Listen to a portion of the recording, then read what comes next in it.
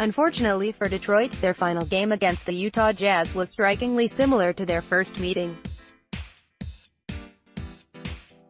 The Pistons came out the gates swinging and built a double-digit lead in the first half. They then went ice cold in the second half, finding themselves in a dogfight against one of the league's best defenses. It ended with Donovan Mitchell carrying his team to the finish line in the fourth quarter, as the Jazz outscored Detroit 25-20 in the fourth quarter to eventually win 106-100. Here's how it happened. Thanks to some early hot shooting by Reggie Bullock, and a much-needed injection shot from Ish Smith, who played for the first time in over a month after suffering a groin injury, the Pistons built that double-digit lead early in the second quarter. Bullock finished with 13 points, shooting 4 quarters in the first quarter. He then went on to shoot just 2 more field goal attempts for the rest of the game. Kennard also started off cooking as he shot 3 quarters in the second quarter, and only shot and made 1 more field goal attempt in the second half. He finished with 10 points and 5 rebounds. The Pistons' inability to find their two best shooters, Bullock and Kennard, was a major reason why their offense eventually stalled in the second half. Utah climbed back early in the third quarter, recapturing the lead. They were led by Donovan Mitchell, who finished with 28 points on 9/21 shooting, and Rudy Gobert, who chipped in 18 points and 24 boards.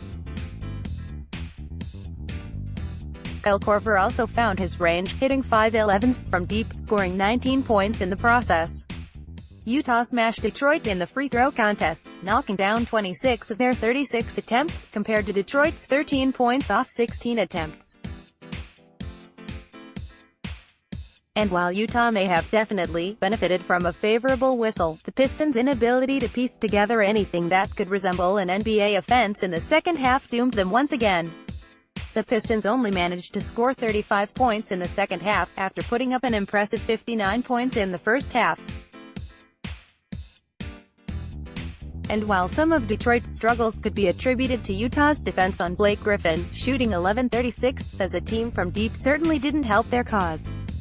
Griffin tried his best to will another win for the boys in black, but a late turnover, when Detroit had the ball down 3 in the final 2 minutes, eventually ended that campaign.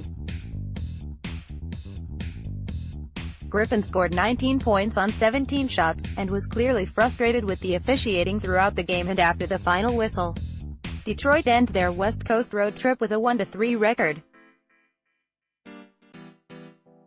Now sit at 10th in the Eastern Conference with 2 very important games coming up, hosting the 9th-place Orlando Magic on Wednesday and the 6th-place Miami Heat on Friday.